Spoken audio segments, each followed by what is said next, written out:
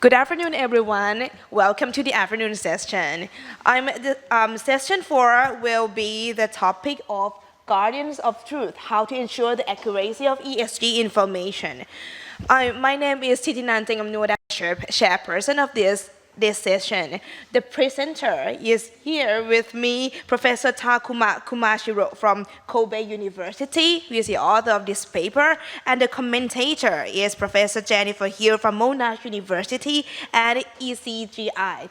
So thank you for all the panelists today. The panel will start from the presenter to give that presentation for his presentation for 15 minutes, and then followed by the commentator for 10 minutes. Okay, so thank you. Let's start now.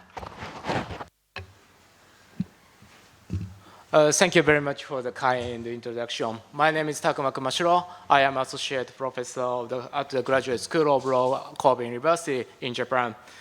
It is a great honor for me to participate in this conference. I express my sincere gratitude for the invaluable efforts of the board members at the ACLF and the faculty members at the Chulalongkorn University in making this conference possible. And I sincerely appreciate this precious opportunity to present my research in front of great researchers. Today, I will discuss ESG disclosure, particularly the accuracy of ESG information disclosed by listed or influential companies from a comparative perspective. Over the 5 to 10 years, the importance of ESG disclosure has grown. There are several reasons why ESG disclosures have become increasingly significant over the first 5 to 10 years. The ESG information helps improve the investment decisions by investors and voting decisions by shareholders. And requiring or encouraging ESG disclosure enhances corporate accountability and transparency. And some jurisdictions, such as EU, use ESG disclosure to encourage companies to actively address ESG issues and take meaningful action in these areas. Governments and regulators mandate or powerfully encourage companies to disclose more ESG information in many jurisdictions, including Japan. Companies increasingly disclose ESG information in response to regulatory updates or investors' demands underlying social expectation. However, many jurisdictions still face challenges in ensuring such disclosure accuracy and preventing false statements or omissions. So how can we ensure that ESG disclosure by companies are trustworthy and free from misrepresentation or omission? This is a significant issue because false or inaccurate ESG disclosure can lead to unforeseen losses for investors for relying on this information when making investment decisions. Moreover, it undermines the broader purpose of ESG disclosures, namely to encourage companies to engage meaningfully with ESG issues. In my paper and this presentation, I examine and compare various enforcement mechanisms for ensuring the accuracy of ESG disclosures, focusing primarily on Japan, the EU, and the United States. In my paper and today's presentation, I simplify the discussion by categorizing the enforcement measures adopted in each jurisdiction based on their timing and the type of enforcement entities, as shown in this table. Timing refers to whether the measures are implemented before or after a company publicly discloses its information classified as ex ante and ex post. Enforcement entities are divided into government bodies and other actors, including stock exchange, investors, internal corporate bodies, and auditing firms. Each jurisdiction employs a variety of enforcement mechanisms and is not limited to a single approach. However, in the following section, I will focus on some representative mechanisms from selected jurisdictions to examine their key characteristics and limitations. I know I should consider every enforcement mechanism and extract its features, but in my paper and today's presentation, I will focus only on two mechanisms. One is third-party assurance, which represents ex-ante and private enforcement, and securities fraud litigation, which represents exports private enforcement mechanism. Third-party assurance refers to the process by which independent experts assess whether a company ESG disclosure accuracy reflects reality and compliance with the established disclosure framework. Many jurisdictions, including European countries under the EU directive, and some Asian jurisdictions such as Australia and Singapore, have been moving toward requiring companies to obtain third-party assurance for ESG information before it's made public. However, third-party assurance on the type of third-party assurance faces several inherent and practical challenges. First, there are limitations on the type of information that can be subject to meaningful assurance. This is especially true for qualitative or forward-looking disclosures, which are difficult to verify objectively. Second, the number of entities qualified to provide such assurance is limited. There are potential conflicts of interest when the same firms offer both consulting service on ESG disclosure and assurance service. Therefore, strict independence is required of assurance providers in jurisdictions that have already mandated third-party assurance. At the same time, it often requires that ESG assurance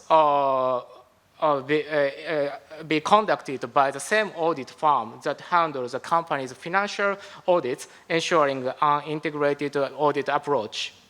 However, very few assurance providers can meet both requirements at the same time, making the pool of qualified providers extremely limited. Third, requiring third-party assurance for all listed or influential companies would significantly increase compliance costs compared to ex-post enforcement mechanisms. When investors suffer losses as a result of false or misleading ESG disclosures, they may seek compensation by filing lawsuits against the company and its directors. This type of response is a form of ex-post and private enforcement. In particular, in the United States, investors often file claim under Section 10B of the Securities Exchange Act in 1934 and Rule 10b-5, especially after corporate scandals come to light. However, this approach also faces some challenges. First, the issue of who initiates the lawsuit. In practice, whether investors can bear the cost of litigation and obtain the necessary information to meet legal requirements varies significantly across jurisdictions. For instance, the availability of class action mechanisms and widespread litigation funding in the United States makes lawsuits more feasible. Investors can also rely on inspection rights of books and records under the state corporate law, such as the DGCL Section 220, and gather further evidence through litigation discovery procedures. However, in jurisdictions that lack these procedural tools or financial support system, such enforcement is far less likely to occur. And as I will explain later, Japan is a typical example of this limitation. Second, even when a lawsuit is filed, claims based on ESG misstatements or omissions often struggle to meet the substantive legal requirements under the securities law. Under the Rule 10b-5, the key legal question is whether there was a material misstatement or omissions. In the United States, material is defined as whether there is a substantial likelihood that a reasonable investor would consider it important. However, many ESG statements are regarded as immaterial. As a result, even if ESG disclosure contain inaccuracies, courts often dismiss these claims at the pleading stage because the statements are not considered materially misleading.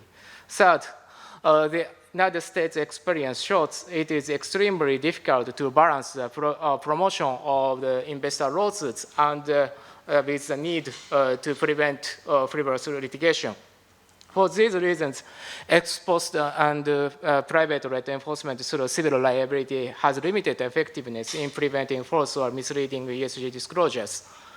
Now, I'd like to turn to Japan's disclosure system. Japan's framework differs from in other developed jurisdictions such as the United States, United Kingdom, and Australia. In Japan, listed companies must prepare and submit 3 separate mandatory disclosure statements. Each document has different disclosure requirements, and the mechanism for enforcing accuracy also vary depending on the type of document. This table outlines which enforcement mechanism apply to each type of mandatory disclosure statement. Each mechanism is briefly explained in my paper, but due to time constraints today, I will focus here only one key point. The fact the enforcement mechanism vary depending on the type of disclosure statement. These differences are not as a result of rational policy-based considerations.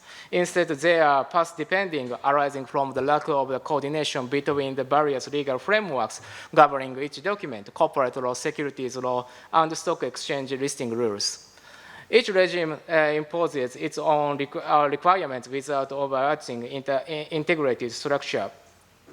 While I recognize this is also one of the important issues that deserve more profound attention, today's presentation will focus specifically on ex post enforcement of false or omitted ESG disclosure in annual securities report, which are in practice the most critical among the 3 disclosure documents. The annual securities report is one of the mandatory disclosure documents that all listed companies in Japan must prepare and submit every year.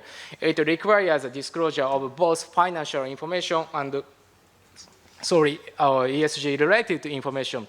In cases where this report contains a material misstatements or omissions, various ex post enforcement mechanisms are available under Japanese law, including civil liability, administrative surcharges, and criminal liability, criminal penalties.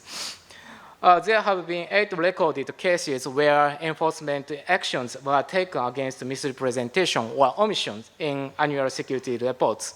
Among these, 7 resulted in administrative surcharges. 1 case involved civil liability for the company and its directors, and 1 case led to criminal procedures, prosecution of the directors. First, in nearly all of these cases, the misrepresented or omitted information related to governance matters, such as information about controlling shareholders, allocation of shares, related to transactions, and executive compensation. While there is 1 case involving risk-related disclosures, there are no known cases concerning environmental or social information.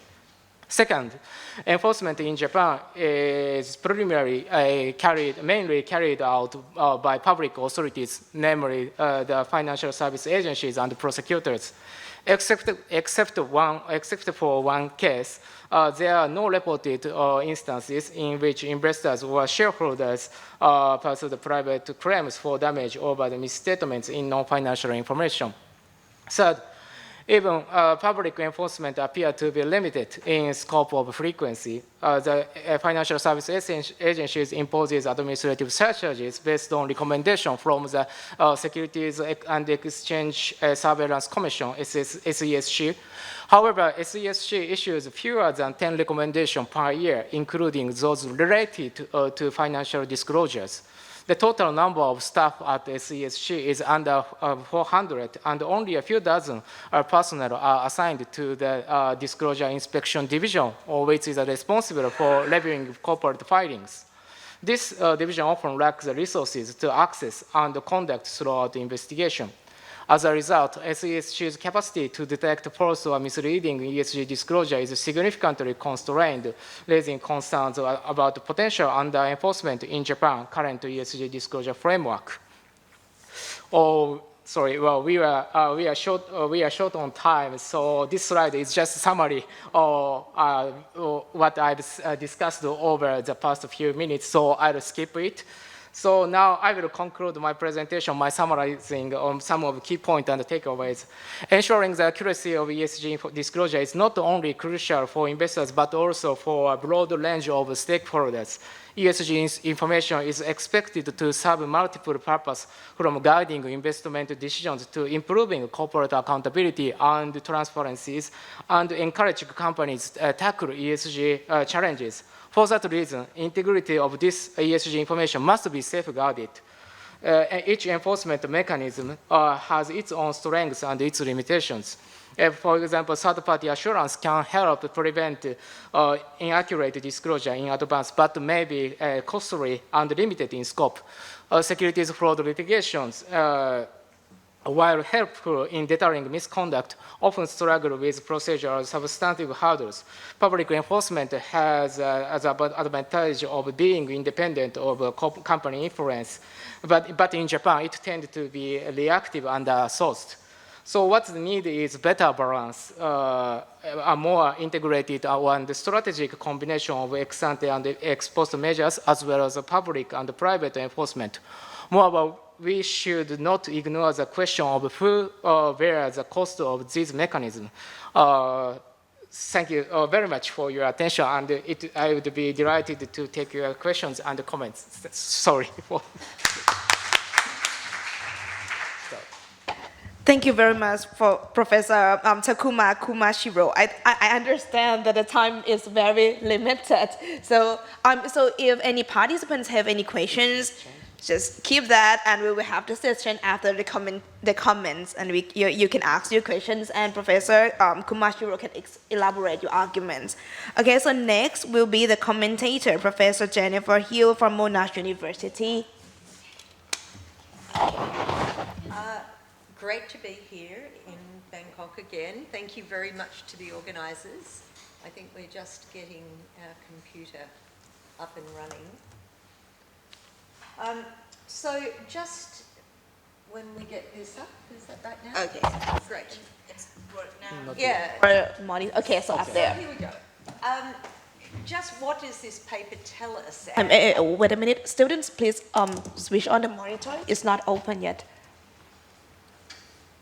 Okay, let's go. Et voila.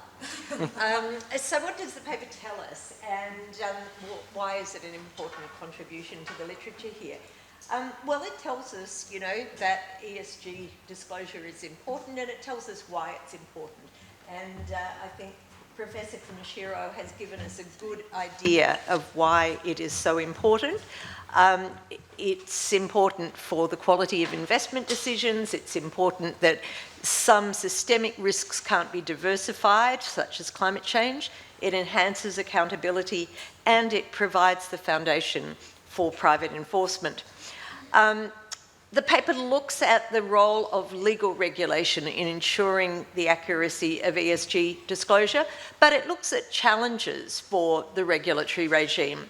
And the particular challenge that it looks at is that potential mismatch between a law that was designed initially to ensure accuracy of financial statements when it is used to ensure the accuracy of ESG statements, which, as the paper tells us, can be complex, qualitative and discretionary in nature, and the law can struggle to adapt from its original task.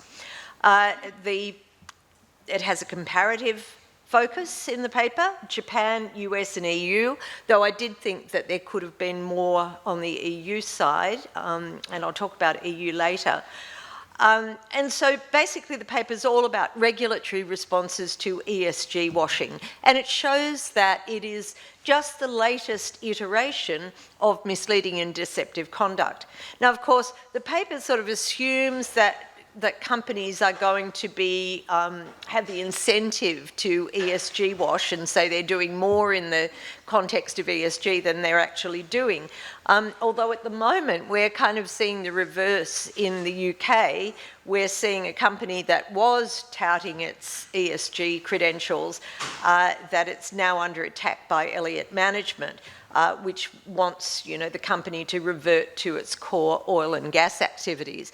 Now, that kind of pushback against ESG may not have a big impact when it comes to mandatory disclosure, but it certainly could have an impact in relation to discretionary disclosures.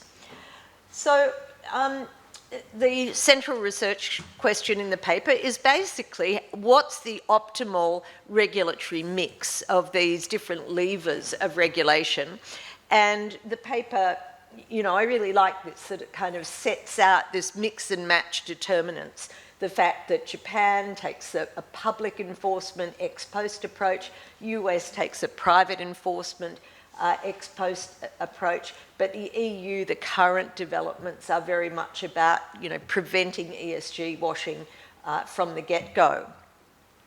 So my comments in relation to the paper are on 4 different areas of the paper. Firstly, I want to say something about the history and evolution of ESG, then the government policies and regulatory developments, then the key mechanisms for ensuring that ESG disclosure is accurate, and then finally the third-party assurance point and ex-ante and private-led enforcement. So let me start then with the history and evolution, and this part of the paper hasn't yet been fully fleshed out. But when I was reading it, it struck me that a lot of the literature at the moment, including literature that I myself have written back in 2021, looks at the developments in relation to ESG and different theories of the corporation that are developing as if it's a pendulum swing, that we went from, a very private shareholder-centric view of the corporation, and now we're swinging towards more of a public conception. But what really struck me, even just in the abbreviated section that you've got on the history and evolution of ESG disclosure, was how there can be these battles at the same time. And maybe that's obvious, but it really came out to me because I was surprised that the earliest disclosure requirements, what you describe, I think, as the first wave of disclosure requirements, goes back to 1976 in the OECD guidelines for multinational enterprises. And I thought, 1976, what happened in 1976? And I suddenly realised 1976 was such a big year for corporate law and corporate governance. And you had these clashing conceptions of the way that the law was going to go in 1976. Of course, Burley and Means, 50 years earlier, said it's not clear which way corporate law is going to go. And in 1976, you had these clashes coming out again. And so you had very famous books such as Eisenberg's The Structure of the Corporation, which said the role of directors is a role of being corporate monitors. And then Victor Brudney later said, well, that's pretty ambiguous. What are they monitoring? And one of the things that Victor Brudney said they could be monitoring was corporate social responsibility. So, this idea of the directors as corporate monitors could encompass a CSR type approach. Then you had the book by Nader, Green and Seligman, Taming the Giant Corporation, which took a very pro-CSR approach and, interestingly enough, said you're never going to get this kind of accountability that you need from state law. We need to have federal law. We need to have, US federal law that is more regulatory. Whereas, of course, now you've got, lovers of Elon Musk saying we need federal law because Delaware law has gone rogue. So it's gone, exactly the opposite direction. But then, of course, the other famous thing that happened in 1976 was Jensen and Meckling's article, Theory of the Firm, Managerial Behaviour, Agency Costs and Ownership Structure, which really set corporate law on the path of a law and economics approach, viewing CSR as something that was out there in society and not something that was part of corporate law. And then I think I've got something up there, 3,400 citations of that article. That was probably in the first week it was published. So that became really the benchmark. The second area I want to talk about in the paper is government policies and regulatory developments.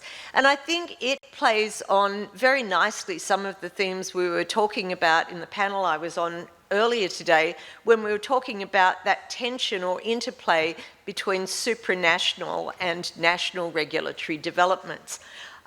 Because a lot of the paper deals with, well, you know, what's happening at a supranational level and what's special about Japan and why does Japan have a very idiosyncratic regulatory system. And so the other thing I found really interesting in this area was this statement, while the international push for ESG disclosure has primarily been driven by the need to address investors' short-termism, in Japan, ESG disclosure has been positioned as part of the country's broader growth strategy. And that, of course, absolutely parallels the developments a decade ago in relation to the Stewardship Code, which you do mention, but, you know, commentators such as Gen Goto and Dan have really pointed out how Japan introduced the Stewardship Code for exactly the opposite reason that the UK introduced the Stewardship Code coming out of the global financial crisis. In the UK, it was to rein in, you know, corporate risk-taking. In Japan, it was to encourage companies to take greater risks. So I think that would be quite a nice parallel to say, you know, this is a decade on, we're seeing this play out again. Also, you talk about the growth of foreign institutional investors in Japan, which, you know, has been quite a steep trajectory in Japan. A lot of other jurisdictions in Asia, my understanding is they still have very low institutional investment or foreign institutional investment. And I would have liked to see a bit more in the paper on the impact that that's had in Japan. So, for example, shareholder resolutions, perhaps tell us more, you know, because in 2023, I think Japan had a huge 31% increase in shareholder resolutions. So who is putting those forward? Is it these international institutions or is it domestic institutions? I would have liked to have known more about that. Key mechanisms for ensuring ESG information. Now, this is not a big deal in the paper, but the paper, I think, sets up a rather static view of the regulatory mechanisms in the different jurisdictions.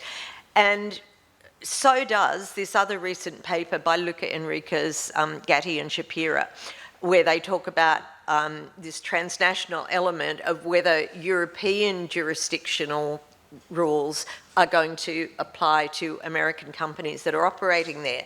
So, you know, they see a very clear distinction between EU and America. But I think we can't think that anymore because it is so volatile, it is so dynamic in both the US and Europe that everything is changing by the minute. And so, for example, you mentioned Section 220 of the Delaware Act, which has been quite powerful in recent years in allowing shareholders who want to sue the company to get access to internal documents of the company, so shareholder inspection rights. That is now being cut down by proposed changes in Delaware. And my colleague and co-author, Roy Shapira, has got a very nice piece in the Columbia Business Law blog where he basically says this is going to make it much harder for private actions against companies when you can't see a lot of the informal documents anymore. Now, while that's, you know, making it harder to sue in relation to ESG in America, the EU sustainability rules have just been, there's proposal to water them down. So it's like, you know, both in the US and in the EU, they are both potentially going down as we're speaking. So the final part that I just wanted to say something on, how am I for time? Do I have a couple more minutes? Anyway, I'm taking it. So that's the ex ante and the private-led enforcement and third-party assurance. You make the point quite a few times in the paper that ESG information is much messier than financial information, that it's qualitative, it's forward-looking, and it's subject to managerial discretion. I think that is true, but I think it is more true in relation to voluntary, perhaps, than mandatory disclosure. So maybe just, tease that difference out and if you think that's correct. On the third-party assurance certification, the article by Enriquez, Romano and Tuck, I think, is good support for your position, green gatekeepers, and, it identifies the limits of public enforcement and third-party certifiers in identifying ESG washing. The potential conflicts of interest that you talk about in the certifying accounting firms, once again, that's a replay from 20 years ago coming out of Enron and WorldCom, where there was, that was the dominant theory of what caused their collapses. And Jack Coffey had a very nice article on that in 2004, saying there are at least 3 interpretations, but this is the one that everyone's bought, that there are, there's conflicts of interest in the accounting firms. Other types of private-led enforcement, I was curious about, are there, say, on climate resolutions in Japan? And also private engagement. There's a nice article by Becht et al. From 2021 talking about private engagement. And then my final point is, I really think you should play up the path-dependent aspect of this, that, Japan's complexity is a result of path dependence. So, thank you.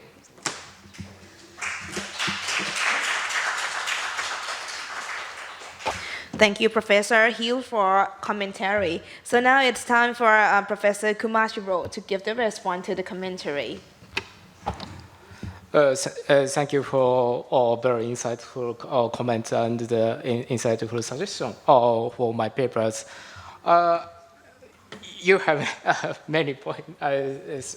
You point many things, and it's mainly defects of my papers. So I couldn't. I can't. I don't have enough answer to respond for your comments. However, especially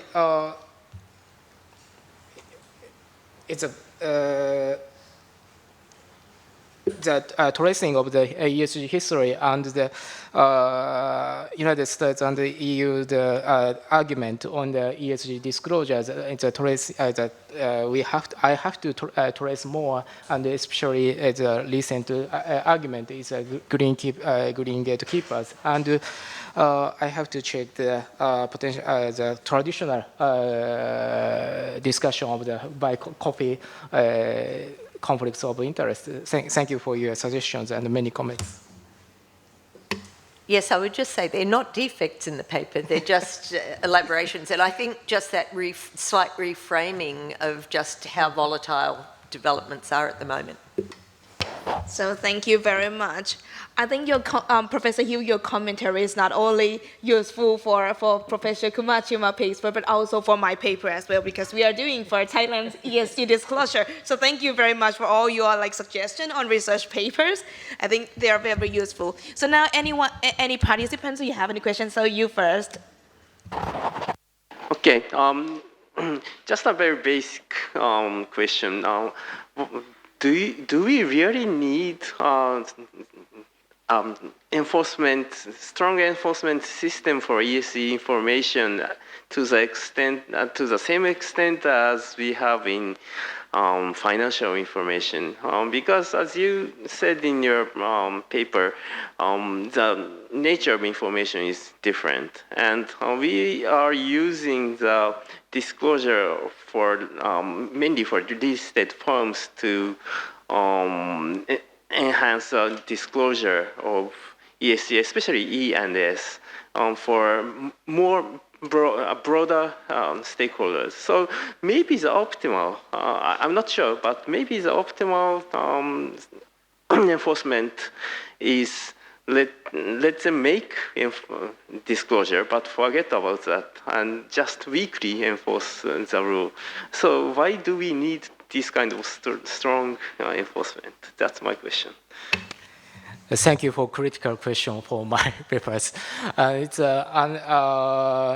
Of course, one option is a weak enforcement for the ensuring the accuracy of ESG information is just because minor, some people believe the minor investors rely on ESG information to invest, or minor or just some social activists depends on information to establish their principle to their desire. So of course, I know some people don't think we don't need strong enforcement for ensuring the accurate ESG information. However, as I pointed out in my paper, ESG disclosure is not only for the improving investment decisions, but also it's improving the corporate accountability and transparency and encouraging companies to tackle ESG issues. And it's encouraging ESG companies to ESG issues is very difficult question for us, because and some researchers believe that if we want to listed or influential companies should act more sustainability to establish the goal of sustainability, we have to simply regulate their management or their through the rule of through the law or through the director's liability, director's duties. However, it's controversial, so it's disclosure is one option, more minimum intervene the corporate management. So it's one effective solution for encouraging companies to tackle ESG issues. And we don't have to, we should not ignore that purpose of ESG disclosures. So I believe in some part we have to keep the trustworthiness of the ESG information. But sorry, I have to think that question. Sorry for inadequate answer. Thank you. Okay, you please. Thank you for your great presentation and also discussion. You identified the civil liability as the exposed enforcement mechanism for the false statement in the, for example, the ESG disclosure. But I'm curious about whether the civil liability can be relevant or suitable remedy for that, because in case of the false disclosure of the financial information, usually the difference of the stock price will constitute the damage to the investors. But in case of the, for example, false statement in the sustainable report, for example, in some cases the stock price may not be different, and then the real damage to the ESG investors could be the fact that the sustainable report had false the information in it. In that case, how would you calculate the damages, and what would would the civil liability be a kind of relevant remedies or the enforcement mechanism for that? Thank you for your questions. It's also the problem of the civil liability. So many researchers in the United States advocate the fraud on the market theory. It's a hurdle for the ESG investors to claim damages for directed companies and its directors. As you mentioned, it is very difficult for ESG investors to establish their damage because stock price hasn't any change. So as Matsunaka, Professor Matsunaka indicated, and you indicated, ESG information is may not be important for investment decisions because that doesn't affect the share price. However, we have to, as I answered for the Professor Matsunaka, we have to ensure the accuracy. And answer for your question, your question is just how to calculate the damage of the caused by misstatement, omitted ESG disclosure. We simply answer, we can't.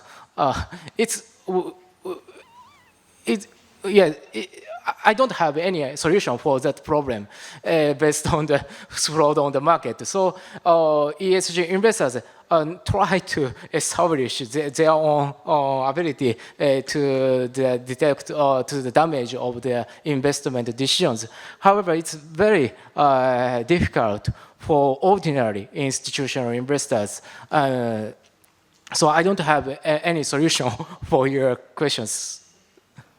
There might be kind of another mechanism for the exposed influence. For example, name and shame type of reputational sanctions. Exactly. Like sorry, interrupt for your supplement. I identify the limitation of the civil liability, as you mentioned, establishing the materiality, establishing the damage. So we have to rely on other resources, other remedies, or any other enforcement mechanism to save the ESG investors from the misrepresentation. So. Okay, so there's one more question.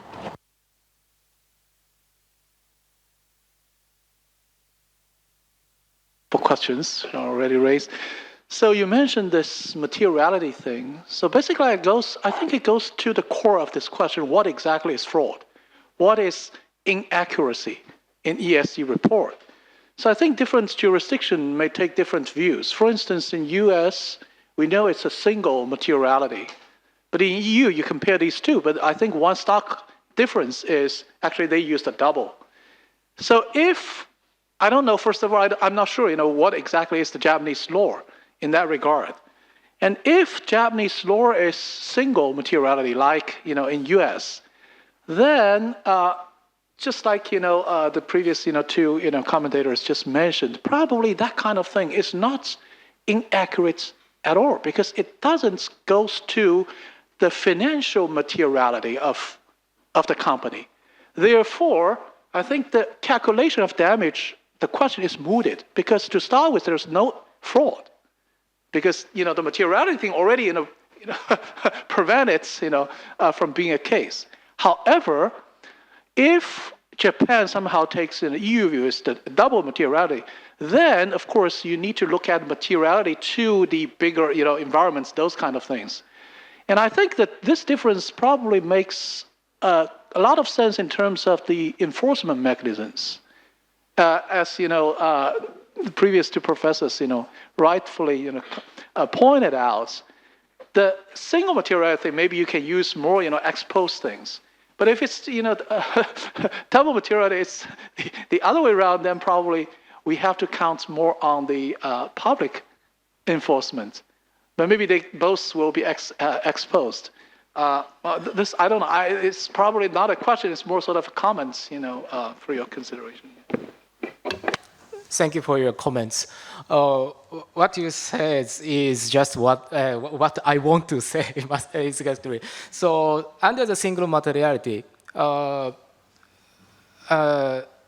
investors only enforce just ESG information would impact on the share price or their decisions. However, ESG information is various and it's broad, and so it's some type of or many type of ESG information does not affect the share price. However, it's important for some stakeholders or society as a whole. So that type of information have to be ensured by other mechanisms. As you said, it's a public enforcement or any other things. So I try to identify the clear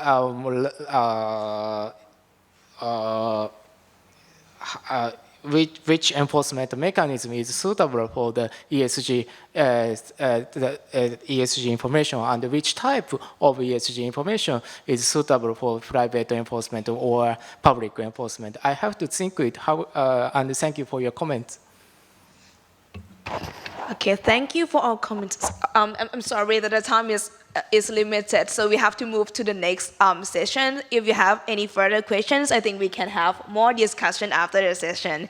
So thank you very much, Professor Kumashiro and Professor Hughes. Thank you so much. So the next session will be session 5. The chairperson will be Professor Yeti Komalasari Devi.